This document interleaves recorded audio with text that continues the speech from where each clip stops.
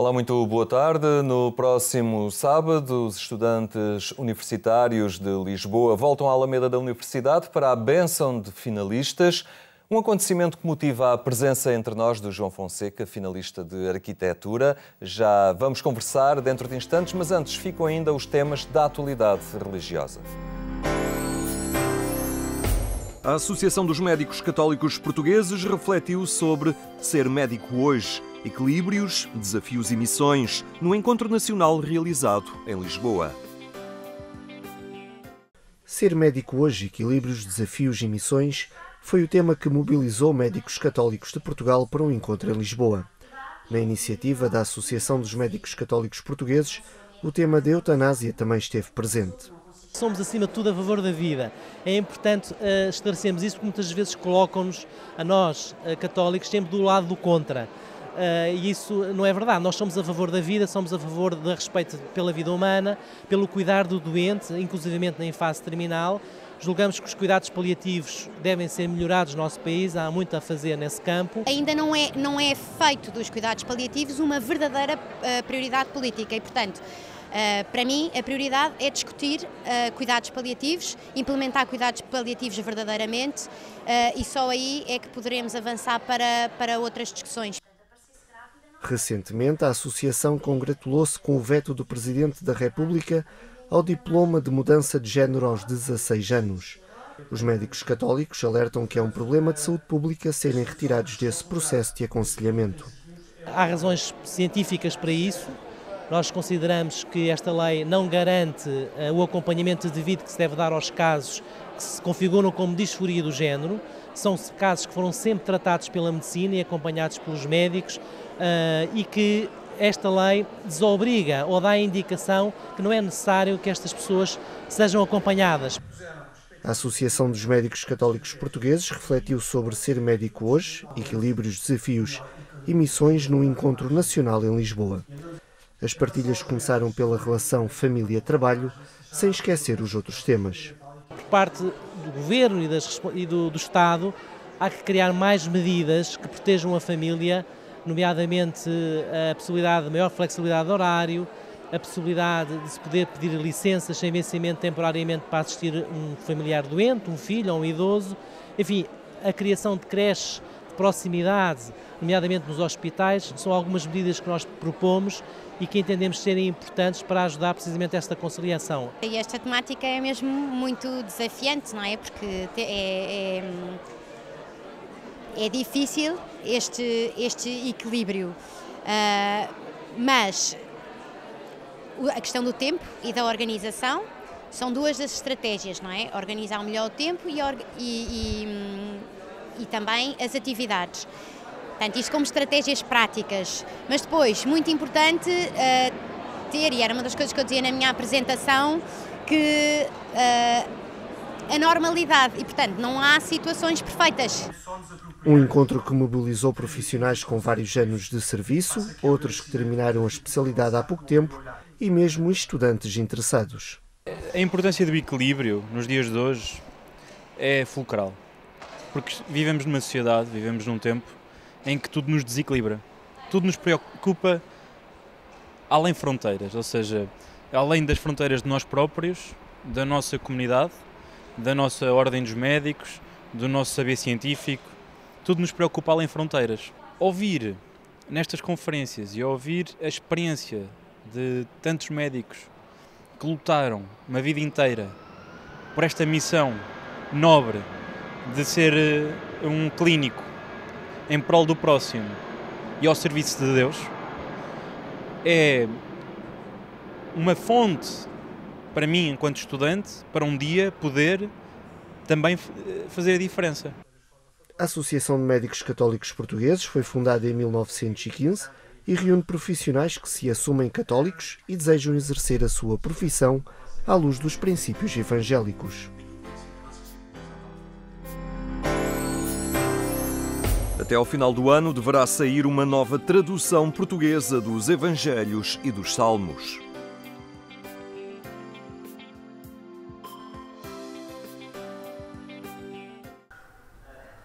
O trabalho está a ser coordenado pela Associação Bíblica Portuguesa e prevê algo mais vasto, uma tradução integral da Bíblia em português e com maior fidelidade ao texto original. Os biblistas encontraram-se na Universidade Católica em Lisboa para analisar este trabalho que está em curso e que recorre a um grupo abrangente de tradutores. Não só pedimos a colaboração a todos os biblistas do nosso país, como inclusivamente a colaboração de biblistas de países de língua oficial portuguesa. E, portanto, para além do trabalho de cada um, é preciso depois também fazer um trabalho de harmonização, pois naturalmente com tantas pessoas a traduzir é necessário depois alguém que faça da harmonização das diversas traduções. Até ao final do ano deverá sair a tradução dos Evangelhos e Salmos, mas ainda numa edição de caráter experimental. Esta tradução tem uma finalidade, servir na liturgia, servir na catequese, servir como texto oficial, ou melhor, como texto dos documentos oficiais da Igreja. E naturalmente que se não for uma tradução que as pessoas se sintam também interpeladas por ela, isso obrigar-nos a alguma revisão de palavras, de contextos, e portanto esta tradução, esta primeira edição, digamos, tem esta finalidade também, para que o povo de Deus se pronuncie sobre o significado que aquela palavra escutada, não é, e lida tem para a sua vida, porque a Bíblia tem que ter esta dimensão existencial também, senão não é a palavra de Deus. Esta tradução segue uma linha mais literal e de maior fidelidade ao texto original, mas os biblistas lembram que a Bíblia não se pode ler como uma obra contemporânea. Que o texto tem um mundo, que é o mundo do texto, e o mundo por detrás do texto. Não podemos, de facto, aproximar-nos da Bíblia com a nossa mentalidade muito ocidental e numa linguagem muito marcada pela dimensão informativa.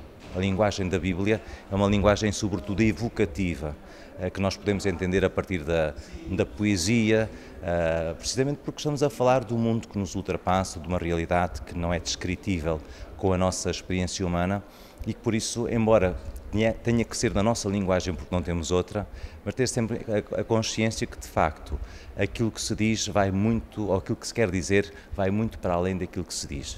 Esta edição deverá ser ainda acompanhada por um comentário a cada um dos Evangelhos, mas este encontro olhou também o Novo Testamento em novas perspectivas. Um professor do Pontifício Instituto Bíblico de Roma sublinhou que há hoje uma nova abordagem metodológica em relação aos textos bíblicos. Al redescubrir el contexto vital, la situación original de estos textos, eso supone una iluminación y una riqueza que nos hace percibir matices nuevos y en cierto modo a veces tenemos la impresión de estar leyéndolos por primera vez. A nova tradução portuguesa da Bíblia responde a uma solicitação da Conferência Episcopal Portuguesa e das novas necessidades pastorais que se colocam hoje à Igreja.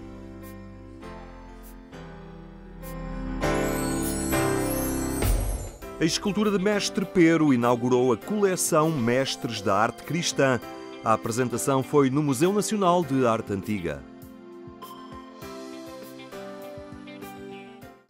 A coleção é uma iniciativa do Secretariado Nacional dos Bens Culturais da Igreja Católica e começa com o mestre escultor medieval Mestre Pero, que trouxe contributos muito importantes para o imaginário devocional no nosso país. E pretende relevar e autonomizar a atividade de vários artistas que dedicaram a sua atividade profissional, sobretudo à produção de obras de arte cristã. E, portanto, aquilo que o Secretariado dos Bens Culturais da Igreja pretende é olhar para esses mestres justamente como produtores da iconografia religiosa, fundamentalmente, e analisar também os seus contributos para a evolução e para a produção da arte cristã em Portugal.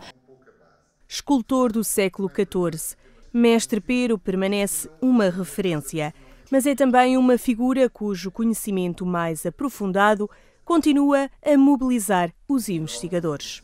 Mas é uma coleção que pretende abarcar várias cronologias, vários tipos de autores, desde escultores, pintores, arquitetos, mestres ligados a outras áreas da criação artística, dominantemente ou exclusivamente religiosa.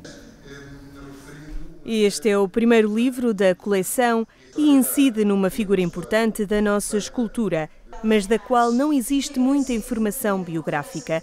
Por isso, a figura de Mestre Pero continua a mobilizar os investigadores. É um escultor do qual não sabemos exatamente qual a origem, mas pressupomos que pode ser ou catalã ou francesa, e portanto é um escultor que vem para Portugal ao serviço, imaginamos também, de uma grande cliente, neste caso da Rainha Dona Isabel de Aragão, a Rainha Santa Isabel, e que depois se estabeleceu em Coimbra, como a documentação diz, os únicos 2 documentos que o referem identificam que ele de facto é residente em Coimbra e deve ter a sua oficina de escultor com os seus colaboradores, e trabalhou não só para a Rainha Santa, para a qual fez o seu túmulo, mas também o túmulo da própria neta da Rainha, também chamada Isabel, e depois para o Arcebispo de Braga, por exemplo, é uma outra obra que está documentada deste Mestre Pero, e depois para uma princesa que está exilada em Portugal, uma princesa bizantina, Dona Vatassa de Lascaris, que também pediu o seu sarcófago, o seu túmulo, ao Mestre Pero. A vinda para Portugal de Mestre Pero determina uma mudança no panorama escultórico nacional, com grande relevância nos temas devocionais ou na escultura funerária. É um escultor cheio de interrogações, portanto isso quer dizer que, apesar do livro trazer hoje tudo aquilo que nós conseguimos apurar até hoje sobre a trajetória artística, sobre as encomendas, os seus clientes, etc., acho que ainda pode haver mais surpresas no futuro e ainda pode aparecer mais obras e mais informação, mais documentação, inclusive. Este livro, agora apresentado, é um contributo determinante para compreender um período importante da nossa escultura. Vem confirmar até, se quisermos chamar-lhe assim, a existência ou nascimento de um estilo para mim é sempre o estilo do autor, a mão do autor, de um estilo que até vai ter depois repercussão naquilo que será o discipulato do Mestre Pero, mas também, em geral, na escultura medieval portuguesa do século XV. Um livro apresentado no Museu Nacional de Arte Antiga, um local que não se resume a zelar, preservar ou proteger, mas que aposta também no conhecimento. E isso faz-se por estudo e investigação, antes de mais. Isto é uma casa de investigação científica e depois, a partir do conhecimento que se produz, é que toda a máquina se move. O dia de hoje não pode ser mais auspicioso nesse domínio, porque é a apresentação de um grande livro, de uma grande colega nossa, que traz luz sobre obras desta casa e de outras, e, portanto, o ciclo é, uma vez mais, a tal imagem positiva das novas gerações. Mestres da Arte Cristã é um projeto editorial do Secretariado Nacional para os Bens Culturais da Igreja, desenvolvido em parceria com a Direção-Geral do Património Cultural.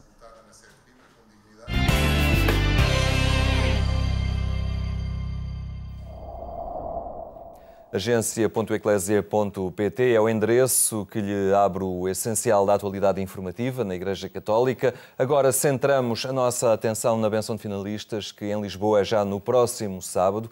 João Fonseca é finalista de Arquitetura e vai lá estar, penso eu. Assim será. Obrigado por estar aqui no programa Eclésia. Desde logo, como é que se vive este chegar ao fim de um percurso universitário e agora viver este momento, uma bênção de finalistas? O que é que significa um momento como este?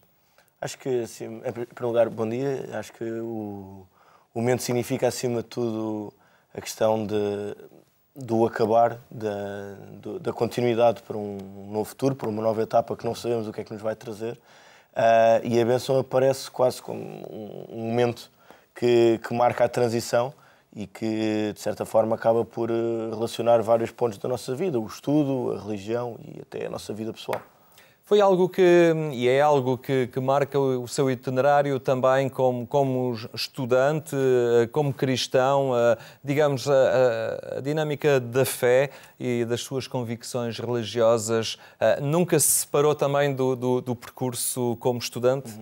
Não, acho que não. Por acaso é uma coisa que sempre tive o cuidado de fazer, é de garantir que não tenho uma vida cristã e uma vida pessoal, que as duas coisas se conjugam sempre, e no caso da faculdade acaba por ser evidente. Não faço questão de não esconder a minha fé, faço questão de, nos princípios que tenho para com os meus colegas e no estudo, ter sempre os mesmos princípios que aprendo com esta mesma fé, e acho que é importante ter isso.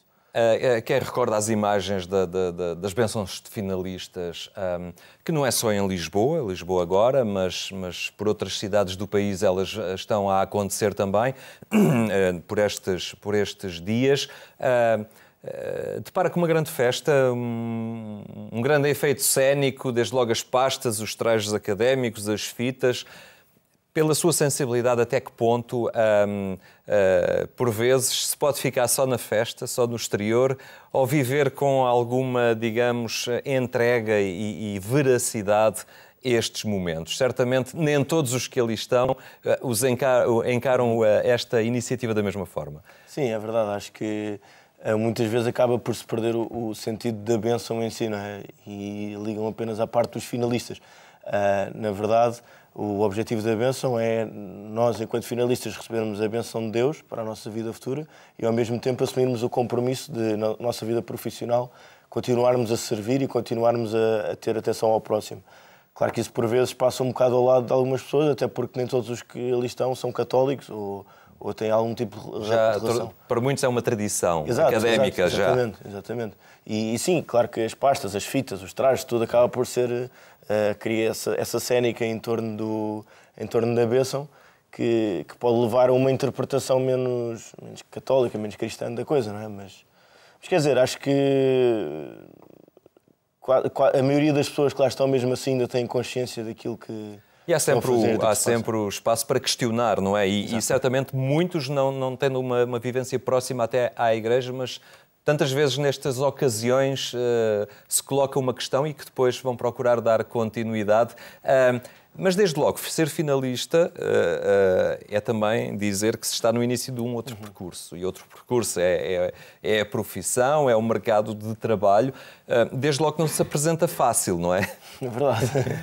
É verdade. E claro que acho que na cabeça de todos nós que vamos acabar o curso acaba por estar essa questão, não é? De como é que vai ser a partir daqui.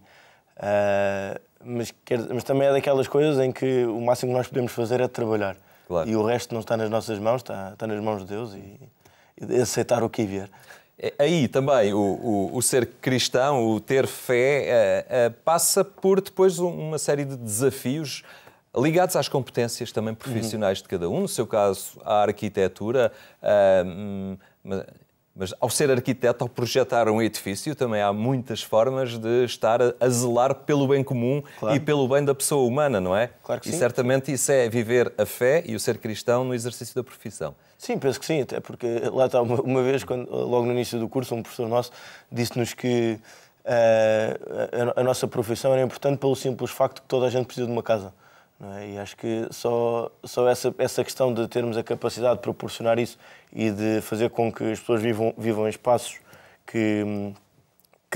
em que se sintam confortáveis, em que se sintam bem, só isso já acaba por ser uma boa forma de servir o próximo. E até olhando o documento do Papa Francisco, a Laudato Si, há hoje todo esse desafio do respeito e da sustentabilidade ambiental, não é? Claro. Que é algo onde a arquitetura também tem uma palavra importante a dizer. Tem, até porque o setor da construção, segundo julgo saber, é um dos 3 principais setores mais poluentes.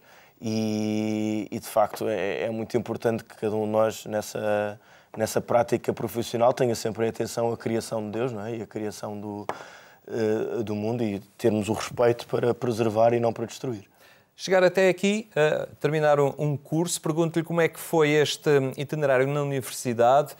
Há espaço na universidade para viver a fé? Há grupos que se encontram? Há dinâmicas próprias lá? Como é que é ser cristão no meio universitário? Embora existem claramente grupos com finalidade cristã, por exemplo, no técnico existe o Núcleo de Estudantes Católicos, o Instituto Superior Técnico, tal como em qualquer outra, na maioria das faculdades, não é? Mas acho que, acima de tudo, o viver a fé na faculdade passa pela mensagem que nós transmitimos aos outros, pela atitude que tomamos no dia-a-dia, mais do que pelas reuniões de um determinado núcleo ou de outro núcleo. Até porque acho muito importante termos a atenção mais àqueles que ainda não conheceram a fé e que ainda não chegaram a Deus, ainda não conheceram o que há para conhecer. E na faculdade acho que esse acaba por ser o nosso papel, em que estamos com pessoas de vários pontos do país, de várias origens, e tentar transmitir esta fé a todos. Acho que isso é que é o essencial. E qual é a sua percepção neste meio estudantil? Há por vezes aquele receio de não abordar as questões, o que é que vão ficar a pensar de mim? Ou depois percebe-se que até há questionamentos, há espaço para as questões de Deus, do transcendente, de integrar todos estes desafios na vida. Que sensibilidade tem ou percebe em torno disto no meio universitário? Por acaso, lá está, posso falar pelo meu curso em específico, não é? Nós, fruto do trabalho que temos, das maquetes, dos projetos, dos desenhos, muitas das vezes nós temos de trabalhar na própria faculdade e não em casa, e às vezes noite dentro, e isso faz com que tenhamos um grande convívio em turma na própria sala. E é engraçado ver que muitas vezes estas discussões do que é fé, o que é Deus, mas como assim? Mas tu acreditas? Mas acreditas porquê? O que é que se passa? Estas questões acabam por vir ao de cima durante estas noitadas, estas reuniões de trabalho, e acaba por ser muito, muito interessante a discussão em si. Muito bem, João Fonseca, obrigado pelo seu testemunho e as melhores felicidades para o futuro que agora também começa com o mercado de trabalho. Obrigado. E então, sábado, lá na Alameda das Universidades, chama a sua atenção para mais logo, pelas 22h45, já sabe, na Antena 1, onde pode acompanhar a edição rádio do programa Eclésia. Obrigado por ter estado connosco. Tenha então uma muito boa tarde. Nós voltaremos amanhã.